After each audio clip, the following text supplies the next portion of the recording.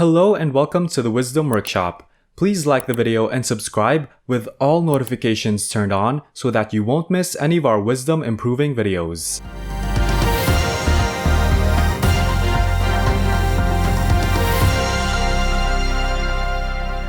Markets rise and fall, and now they're falling. Then there will be a revolution, and then there will be a slump. And it was at that point that Kiyosaki first witnessed history that he had learned at the academy in action. He proclaimed, "Oh my god, this information on Marx, Lenin, Mao, Stalin, and Hitler is accurate." Marx had advocated for the eradication of private property, among other things. In other words, we could have no property, which as a capitalist kind of irritates him. As a result, they seek to confiscate all of our private property, which would then belong to the government. This is why communism and Marxism have centralized economies. It's referred to as command and control in the military. Consequently, it is a command and control economy in which the government dictates all decisions.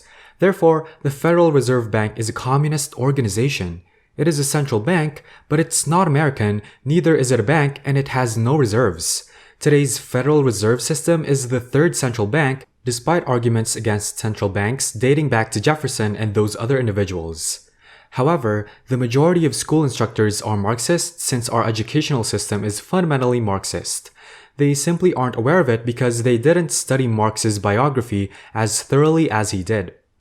Marx was unemployed and did not receive any money. It's quite the reverse since my impoverished father advised me to get a safe, stable career instead of what my rich father had taught me. Consequently, the perspectives are fundamentally opposed.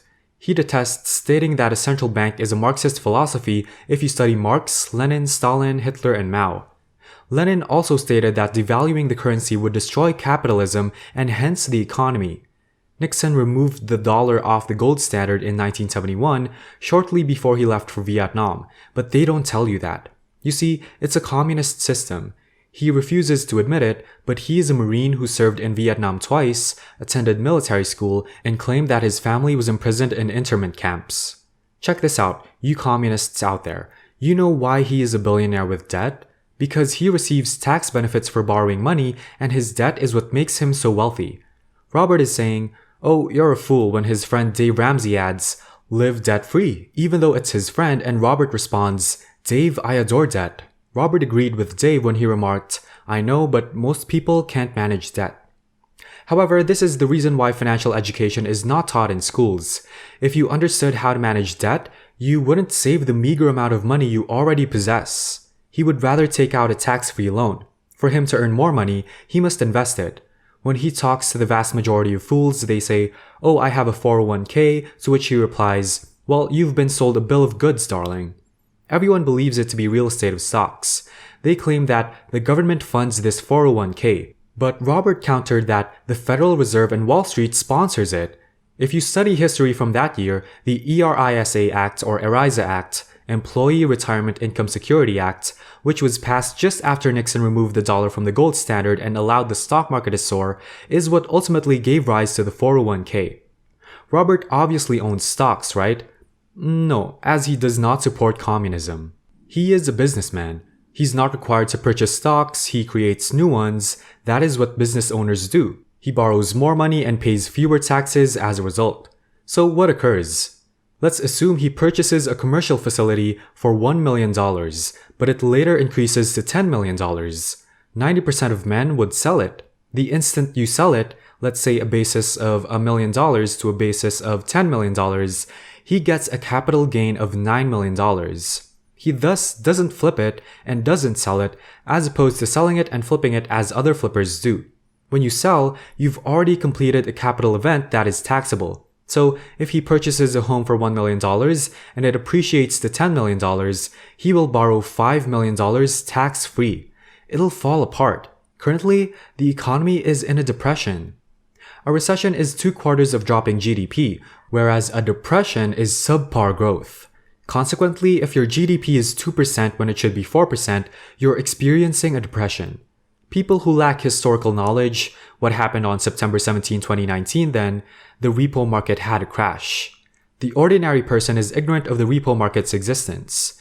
What transpired in 2021 was then pushed up. The last time the repo market crashed was in 2008. He's saying, "My God, the repo market crashed," as he sits there on September 17, 2019, and then COVID-19 emerges a few months later. "Oh my God, there it is," he said. The Federal Reserve System began injecting money into commercial banks, including Bank of America and Wells Fargo at the repo market. Because the banks were empty, they began pouring money into them, which is what happened when Lehman Brothers failed. They didn't have enough money on hand, but what they did have stayed in the banking system and didn't even enter the economy.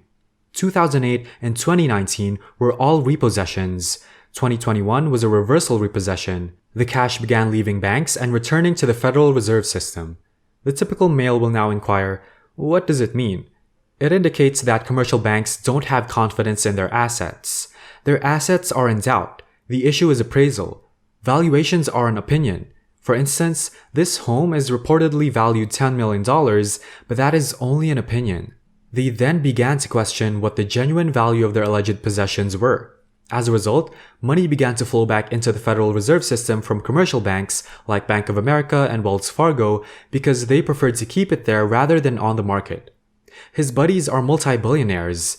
That is the subject they discuss. The typical individual has no understanding of what they're discussing. We must keep an eye on cash flows. If you ask 100 individuals what the repo market is, Robert will wager $1 million that only 50 will have any idea what it is. That's not an error, rather the educational system is being accused, not the individuals themselves. It's unlawful. The CEOs were merely given so much money so they could repurchase their stock. So, supposing I'm IBM or Ford, please grant me $1 million. I thus borrow $5 million from the Ford Treasury and spend $6 million on my shares, which increases the stock price. So with their 401k, mom and dad exclaim, "Oh my God, the stock price of Ford Motor Company increased. Perhaps we should purchase some of their shares." Everything is reliant on debt. Let him only state that the markets rise and fall, that they're now falling, that a slump is setting in, and that a revolution will follow. When more jobs are lost, a depression results, and more money is printed. Fascist Fosse also shut down the US economy, the whole world economy is shut down, so how can they pay people not to work exactly as they did to avoid a depression? America is currently the world's greatest indebted nation. Consumer loan debt and student loan debt are both in a lot of danger. The whole stock market is founded on debt. The debt to GDP ratio is rather straightforward. When debt to GDP reaches 90%, we have a relatively ideal debt to GDP ratio. That means the economy expands by 10% for every dollar you borrow while it reaches 90%. When the debt to GDP ratio reaches 140%, they're unable to contribute any more funds. What it indicates is that it won't grow. So it's like a man with a house who's constantly refinancing his house, and when he loses his job, he's no longer able to borrow more money. Thus, when the debt to GDP ratio exceeds 90%, that is what takes place. And it's currently 140%. We're bankrupt. Right now, the typical guy doesn't understand what Robert just stated. We're done already. He solely purchases Bitcoin because he doesn't believe in the US government.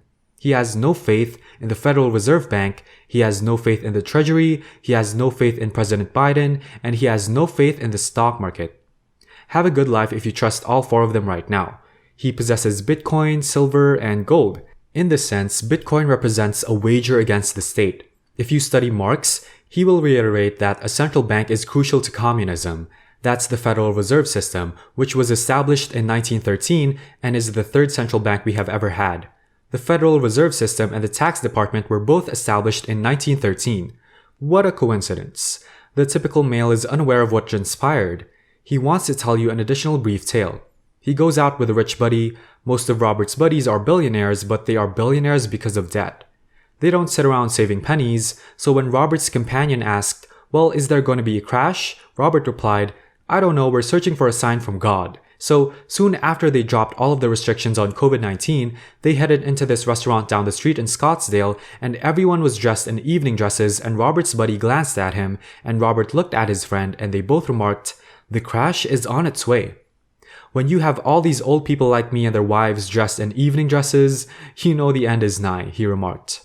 It's known as the evening gown theory of economics. People are the happiest right before a crash. Then they get really sad, which is when the capitalists profit since everything goes on sale.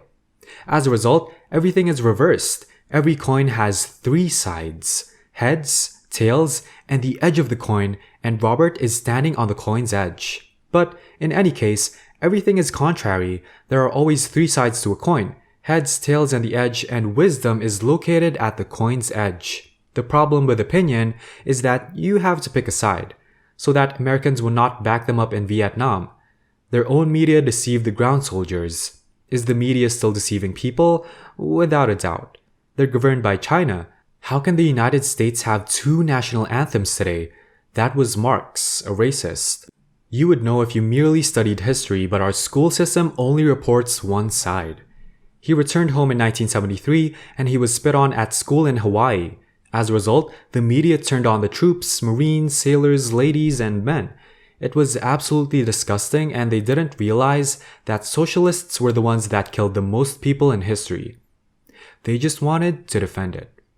Thank you for watching this video. Please do like and subscribe with all notifications turned on so that you won't miss any of our economic videos.